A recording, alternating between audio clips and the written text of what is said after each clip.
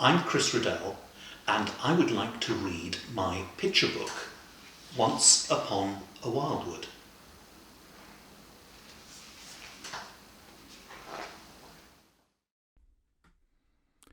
The way through the woods is dark and deep, with many a lesson to gauge, and the path you take is the story you make, each step a turn of the page.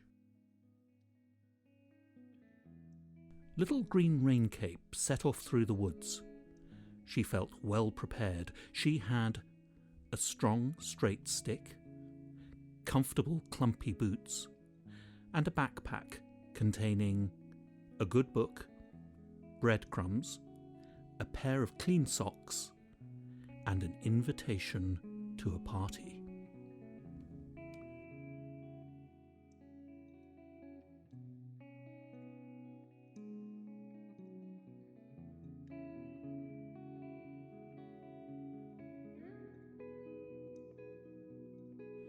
Green hadn't been walking for long when she met a helpful wolf. "Can I help you?"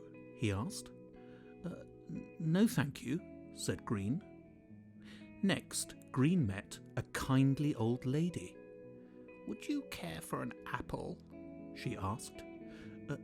No thank you," said Green. And Green had hardly begun walking again when she met a friendly troll. "Need directions?" he asked. No thank you," said Green, and she continued on her way through the woods.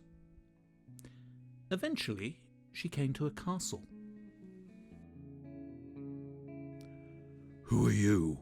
growled a fierce voice, as a figure with a very hairy face appeared from the rose bushes. "My name is Little Green Raincape," said Green. "Are you the gardener here?" "No, I'm a beast," said the beast. "Gardening's just a hobby. I don't suppose you've seen my guest, Beauty, anywhere, have you? She went to visit her family and still hasn't come back. It's very lonely without her." The beast's eyes filled with tears. "I'm afraid not," said Green. "But if I do, I'll tell her you're missing her." "I am," said the beast. "She throws sticks for me to fetch, and I plait her hair with flowers. I've been invited to a party, and I wanted to ask her to come with me." And with that, he turned sadly away. Green carried on through the woods. It began to grow dark, so she looked for a place to stop for the night. She was just investigating the foot of a beanstalk when... "Who are you?" asked a discarded harp that was lying on the ground. "You can call me Green," said Green. "Well, I'm an enchanted harp," said the harp. "I've had two simply hopeless owners. You look much more sensible. Would you like to own me?" "I'm not sure I've got room in my backpack," answered Green politely. "No problem, you can carry me," said the harp, "and I will play for you." It began to rain. "Quick!" the harp cried. "My strings will get soggy. Let's take shelter in that cave over there." It was a very comfortable cave.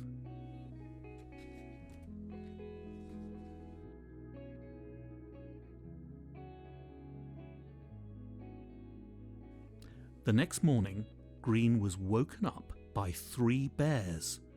They did not look happy. "If my chair has been broken again, there'll be trouble," growled the smallest bear. Green was about to answer when the harp piped up. "I love what you've done with the place," she said sweetly. "I'm an enchanted harp. I've had 3 extremely careless owners." She glared at Green. "The last one almost ruined my strings in the rain. Would you like to own me?" And with that, the harp began to play dance tunes for the bears, who quickly forgot all about Green. She crept out of the cave unnoticed.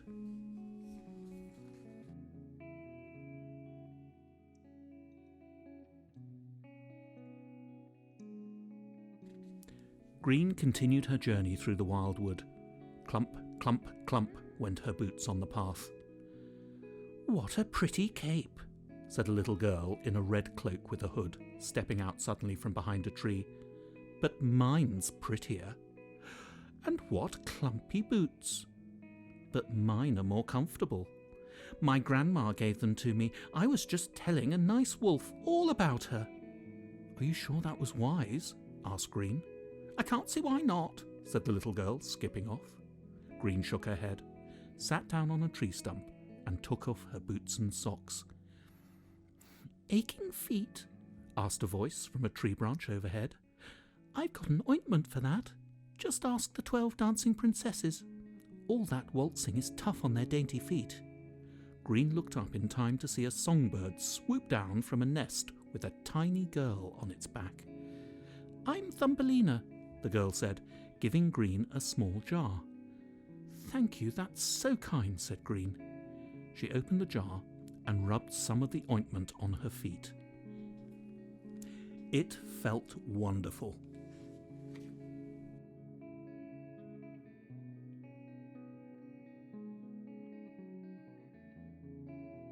Just then, a coach drew up and a prince stepped out. "Princesses," he exclaimed. "Did someone say princesses? Exhausting. Either falling asleep for 100 years, losing their shoes, or going out every night dancing. I was on my way to one of their parties, but I'm sure I'm coming down with something." "Oh, Prince Tarquin, you poor thing," said Thumbelina. She whistled tunefully and several more songbirds swooped down carrying cough syrup, a silver spoon and a hot water bottle. "Now, go straight home and rest," she told him. "Excellent idea," said Prince Tarquin hoarsely. "I'll do my best, but my coach keeps breaking down. Knew I shouldn't have bought it second hand." "Fairytale problems," sighed Thumbelina, shaking her tiny head as he drove away. "I like to do what I can to help." "In that case," said Green, "I don't suppose you know someone called Beauty?"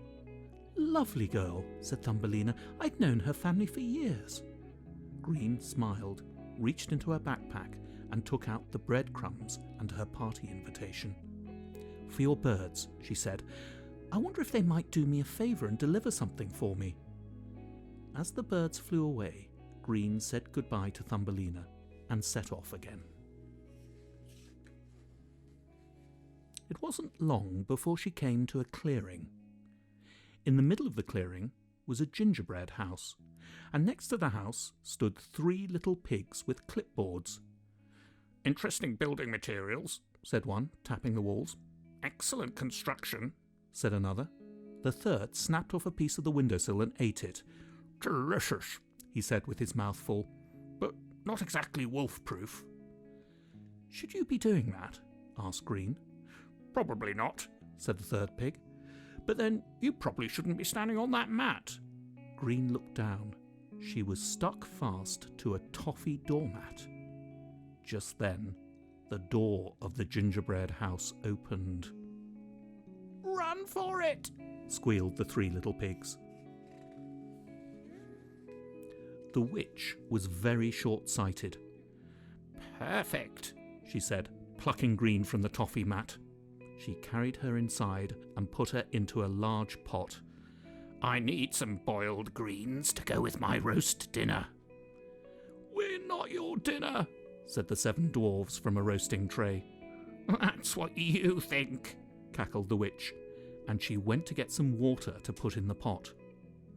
While the witch's back was turned, Green jumped out of the pot and tiptoed over to the roasting tray. She untied the dwarves.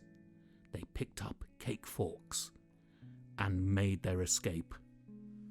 "Crumbs!" shouted the witch. "Thanks for rescuing us," said the first dwarf to Green. "Things got a bit sticky back there," said the second.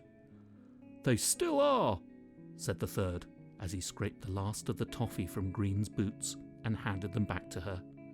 "We're going to Rapunzel's place," said the fourth dwarf. "Everybody will be there," said the fifth. "That's what I'm hoping," said Green, putting on her boots and thinking of Thumbelina's delivery birds. "Come with us," said the sixth dwarf. "We'll show you the way." Before long, they arrived at a tall tower from which came sounds of music and laughter. "We're friends of Snow White," shouted up the seventh dwarf. "Then you're very welcome," called a voice, and a length of carefully plaited hair tumbled down from a high window. They all climbed up.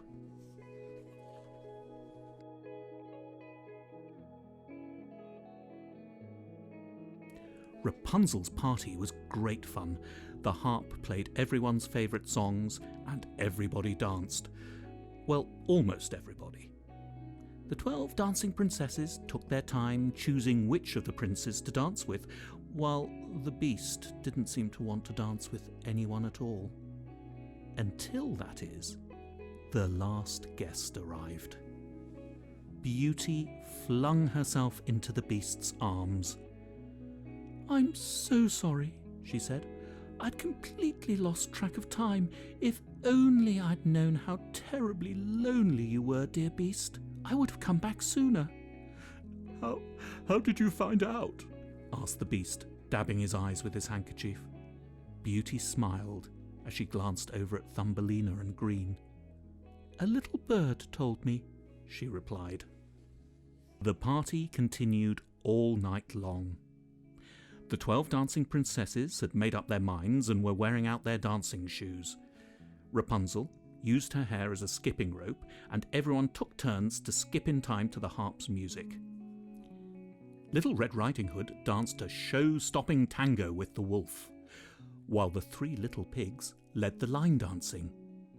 And the troll and the kindly old lady got to know each other. Everyone had a wonderful time. Especially Beauty and the Beast. The next morning, Green woke up early. She put on her raincape and picked up her backpack, but not her strong straight stick, which she'd given to the Beast as a present. Then, as the sun began to rise, she slipped away. "I wonder," thought Green to herself, as she continued on her way through the wildwood, "what will happen next?" For the way through the woods is dark and deep, with many a lesson to gauge, and the path you take is the story you make, each step a turn of the page.